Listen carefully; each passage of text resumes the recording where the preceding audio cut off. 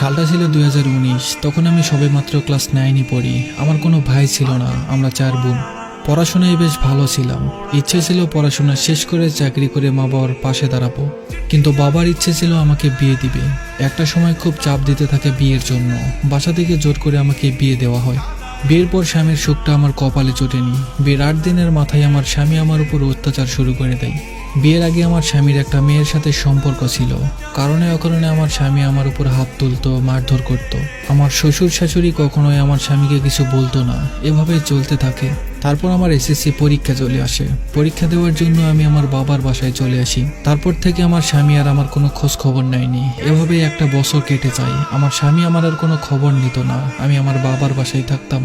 একদিন হঠাৎ করে আমার বাসায় ডিভোর্স পেপার আসে। আমার স্বামী আমাকে ডিভোর্স দেয় আর তার আগের প্রেমিকাকে বিয়ে করে ফেলে। ডিভোর্সের পর পাড়া প্রতিবেশীর অনেক কটু কথা শুনতে হতো। জীবনটা আমার নরকের মতো হয়ে যায়। একজন ডিভোর্সি মেয়েকে সমাজের মানুষ কতটা নিচু চোখে দেখে। যারা ডিভোর্সি মেয়ে আছে তারাই শুধু ভালো জানে। আচ্ছা, আমার দোষটা কোথায়? সংসার নিয়ে স্বপ্ন সবারই থাকে, কিন্তু সবসময় সবার সংসার টিকে থাকে না। সব ডিভোর্স কাহিনী কিন্তু সমান হয় না। কিন্তু মানুষ যখন কোনো ডিভোর্সি মেয়ের দিকে তাকায়, তখন তাদের মাথায় প্রথমত আসে মেয়েটার চরিত্র হয়তো খারাপ, সেই জন্য স্বামী ডিভোর্স দিয়েছে। আর যদি মেয়েটার ডিভোর্স দেয়, তখন বলবে হয়তো মেয়েটার অন্য কোনো ছেলের সাথে রিলেশনে আছে, সেই জন্য স্বামীকে ডিভোর্স দিয়েছে। একটা মেয়ে কখনোই সহ্য করতে পারবে না তার স্বামী অন্য কোনো মেয়ের সাথে হাসি মুখে কথা বলুক। আর সেখানে যদি এরকম হয় যে প্রাক্তন প্রেমিকাকে বিয়ে করে, তাও আবার নিজের ইচ্ছায়, সেখানে কি মেয়েটার কোনো দোষ আছে? এত কিছুর পরেও অনেক মেয়ে চায় তার সংসারটা টিকিয়ে রাখতে, কারণ লোকে কি বলবে। কিন্তু জানেন তো, একটা মেয়ে সবকিছু শেয়ার করতে পারলেও তার স্বামীকে কখনো অন্য কোনো মেয়ের সাথে শেয়ার করতে পারবে না, শত চেষ্টা করলেও পারে না। পরিবারের লোকজনও কোনোভাবে একজন ডিভোর্সি মেয়েকে বউ করতে চায় না। এই সমাজে মানুষ ডিভোর্সি মেয়েদের খারাপ চোখে দেখে, অথচ চোখ বন্ধ করে অন্যের প্রেমিকাকে বিয়ে করতে দ্বিধাবোধ করে না। সবকিছু মিলিয়ে ডিপ্রেশনের মধ্যে আমার দিনগুলো কাটছিল। কি করব, আমার কি করা উচিত, আমি কিছুই বুঝতে পারছিলাম না। এর মধ্যে একদিন হঠাৎ ফেসবুকে আমার সাথে একটা ছেলের পরিচয় হয়। ছেলেটার বাসা গাজীপুর, পুলিশে চাকরি করত।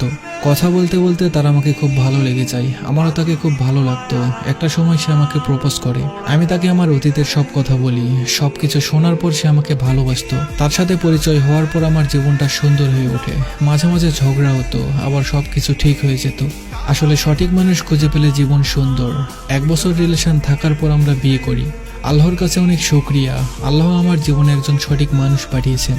আলহামদুলিল্লাহ, আমরা এখন অনেক ভালো আছি। আমাদের জন্য সবাই দোয়া করবেন। তো এই ছিল আজকের গল্প। আশা করি গল্পটা আপনাদের ভালো লেগেছে। আজকের গল্পটা শেয়ার করার একটাই উদ্দেশ্য, জীবনে খারাপ সময় আসবেই। আত্মীয় স্বজন, পাড়া প্রতিবেশী, এমনকি নিজের বাবা মাও আপনার বিরুদ্ধে যাবে। তাই বলে হাল ছেড়ে দেওয়া যাবে না। আল্লাহর উপর বিশ্বাস রাখতে হবে। আল্লাহ আপনাকে অবশ্যই উত্তম কিছু দান করবেন। আপনি, আমি, আমরা কেউই জানি না কোন সময় কোন জিনিসটা আমাদের জন্য কল্যাণকর হবে, কিন্তু আল্লাহ তাআলা জানেন। তাই খারাপ সময়ে আল্লাহর উপর বিশ্বাস এবং ধৈর্য রাখতে হবে। তিনি এত দিবেন যা আপনি নিয়ে শেষ করতে পারবেন না। তো যাই হোক, গল্পটা ভালো লাগলে অবশ্যই কমেন্ট করে জানাবেন।